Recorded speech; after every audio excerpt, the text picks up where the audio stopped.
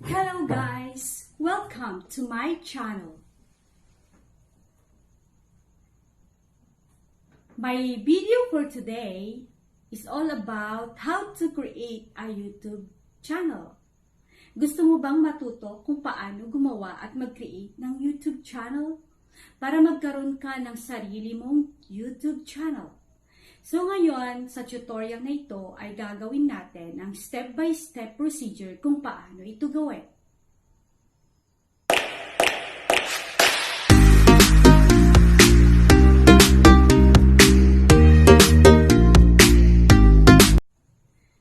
Bago kong umpisahan ang step-by-step procedure ng pag-create ng YouTube channel, kailangan mo munang mag-subscribe sa aking channel.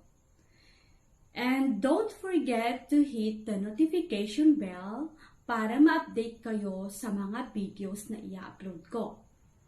And pag nagustuhan mo ang video na ito, don't forget to like at mag-iwan kayo ng comment kung ano ang masasabi ninyo. And also, don't forget to share if you want to help others. Okay, so let's start. So, unang-una, ang unang step na dapat gawin para magkaroon ng YouTube channel is 1. Kailangan magkaroon ka ng internet connection. Kasi kung wala kang internet, ay hindi mo ito magagawa. Okay, so number 2, dapat meron kang Google account. Kasi i-connect natin yung Google account mo sa gagawin nating YouTube. So, yun lamang yung importanteng bagay or dapat ninyong malaman tungkol sa paggawa ng channel. Okay. So, mag-start tayo. Ilalagay ko later sa screen ng screen recorder ng aking phone para masundan nyo ito. Okay. So, unang-una, meron akong internet connection. Check. Pangalawa, meron din akong Gmail account. So, sa mga wala pang Gmail account, tuturuan ko din kayo kung paano maggawa at paano mag-sign up. Sa mga meron ng Gmail account, lalong-lalo na kapag ito ay naka-installed or meron na kayong app sa inyong phone, madali na lamang itong gawin. Sa unang-una, para sa mga merong YouTube or merong Gmail account. Okay. So, ngayon naman ay dadako tayo sa pag-create ng Gmail account. So, pag wala ka pang Gmail account, ang gagawin mo ay pumunta ka sa setting ng phone mo, click mo yung setting, and then hanapin mo si Accounts and Backup. So, click mo si Accounts and Backup. And then, may lalabas, under Accounts and Backup, click mo si Accounts. Ayan. So, ngayon, hanapin mo na, scroll down mo, at makikita mo yung Add Account. So, you have to click Add Account. Okay. So, ngayon, hanapin mo si Google. Yan, click mo si Google. Yan, checking information. Yan. Sine-check pa ni Google ang connection. And then, create account. Click mo si create account. Then, for myself.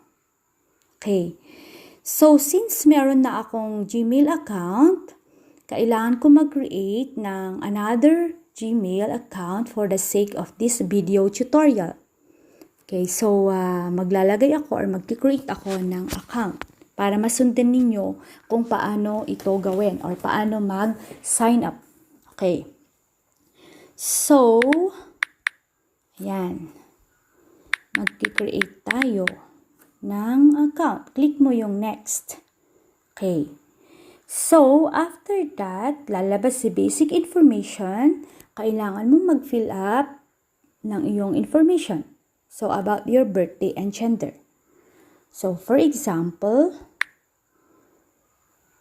birthday is, and then month. Okay, for example, year, gender. Ayan. So, click mo lang yung next. Yan.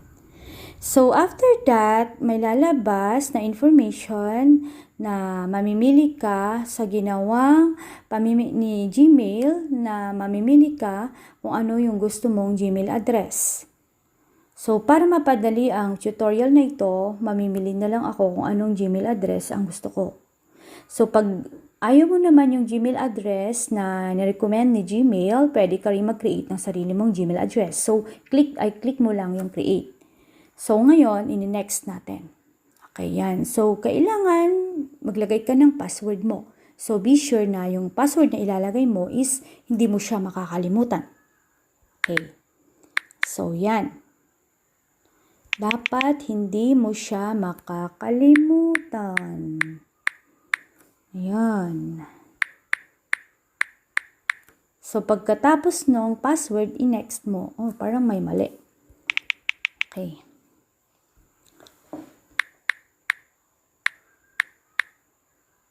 Ulit.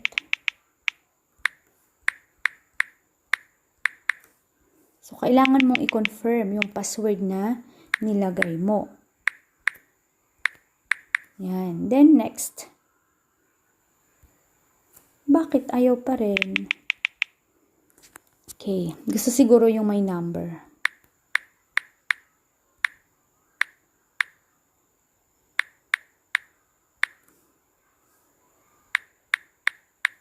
Next. Yan. So, kailangan ilagay mo rin ang iyong phone number for security purposes. If ever na ma-hack ang iyong account, ay ma-retrieve mo pa rin ito using your number, mobile number. So, ilalagay mo lang, yes, I'm in, pag gusto mong ilagay. So, since ayaw kong ilagay at gusto kong skip, pwede lang din. Pero ang kagandahan lang ng my number is ma-retrieve mo yung password mo or yung account mo if ever na na-hack or nakalimutan mo. Okay, so yan, nakapag-create na tayo. Meron na tayong Gmail account. So, click mo lang yung next. Ayan. So, next is, kailangan mo mag-agree sa privacy and terms ni Google. So, just click I agree. Okay. So, yan. Checking information, the Google services. Yan, ikot, ikot, ikot. So, yan. Hanapin na natin dito yung ginawa nating Gmail account. Yay! Yan. Click mo siya. Ayan. Google account. Ayan. So, successful na. Meron ka ng Google account. Yay! So, next is, kung gusto mong tignan yung nakapaloob sa Google account, let's say for example, personal. Yan. Gusto mong maglagay ng picture, something like that. Okay, so click mo lang yung personal information and then click mo yung photo, set profile photo. Yan, pwede ka mag-choose doon sa mga nakalagay sa gallery mo. So, for example, ito, ilalagay ko, click the picture and then accept. Yan, para magkaroon ng profile photo ang iyong account. So, yan, mag-appear siya mamaya. Yan, contact information, ilalagay mo. Yan, so check natin, data and personalization. Okay, so yan. Security. Yan, password. Use your phone to sign in. So, tip ko lang, para hindi madaling ma-hack ang iyong Gmail account, kailangan may 2-step verification ka or security code. So, pwede mo lang yung i-click para pag once na nag-open ka ng iyong Gmail account, ay magpa-pop up ito doon sa inilagay mong 2-way verification. So, dahil dyan, mahihirapan ang hacker or sino man ang makakapag-hack ng iyong account kasi mag-a-appear ang 2-step verification. So, that is for your security. People and sharing, ayan. So, yan ang mga nakapaloob sa Gmail account. Yehey, since meron ka ng Gmail account, next na ituturo ko naman ay ang paggawa ng YouTube channel. So, kailangan natin siyang i-connect sa YouTube, yung iyong Gmail account. So sa iyong phone, hanapin mo lang yung YouTube na apps. Yan. And then, sa gawing itaas, so since merong dati nang nakalagay dito, naka-install, kailangan mo siyang i-switch para hanapin kung saan dyan ang iyong na-create na Gmail account. Kasi mag-a-appear siya dito sa accounts. Okay, so hanapin natin kung saan. Yun, sa pinaka-last. So, yan yung Gmail mo. So, i-click mo lang siya para i-link natin sa YouTube channel. Yan. And there, yay, success na ka na. May YouTube channel ka na. At the same time, meron ka na ding profile picture. So, as simple as that, napakadaling mag-create ng YouTube channel. Basta, tandaan nyo lang, dapat meron kayong Gmail account. Okay, yan. So, check natin. Click mo yon and then your channel. Yan. So, maglalabas din yung information about the YouTube. So, ilalagay mo kung anong gusto mo na mag-a-appear sa YouTube channel mo. Okay, so pwede mong burahin, pwede ka maglagay kung ano. Halimbawa, sa akin kasi is The Explorer. So, pwede mong lagyan, let's say for example, ano ba magandang topic? The Singer. Talagang singer ka. So, ilagay mo lang yan. Yan yung mag-a-appear sa YouTube channel mo na pangalan ng YouTube channel mo. So, yan. Create channel.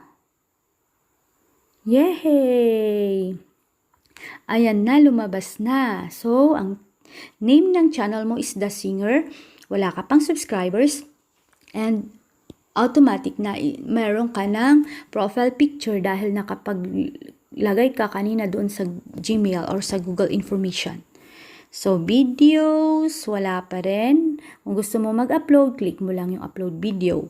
Playlist, wala pa rin. Channel, wala pa. So, about, yan. Sa about, dito nakalagay kung kailan mo na-create yung YouTube channel mo. Okay. So, go to home. Ayan. Okay, so, ganyan lang siya. Kadali. So, pwede mong lagyan ng description yung channel mo. Describe mo kung ano, tungkol saan yung channel mo. Kung ano yung nilalaman or content ng channel mo. So, pwede mo lang dyan ilagay. So, napaka-importante niyan para malaman ng mga viewers kung ano at tungkol saan ang channel mo. So, yan, lagyan mo yan. Halimbawa, it is all about tutorial. It is all about tutorial. Or it is all about voice tutorial. Ayan. So, okay. Yan. So, mag-appear na siya dun automatic.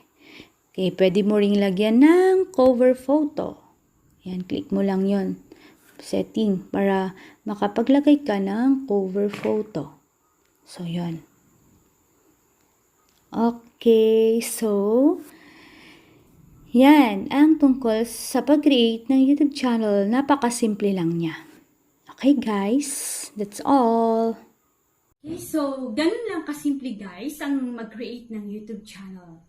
So, kung nakatulong ito sa inyo, please subscribe to my channel and don't forget to hit the notification bell and like and comment about this video. So, yun lang po ang aking tutorial about how to create a YouTube channel.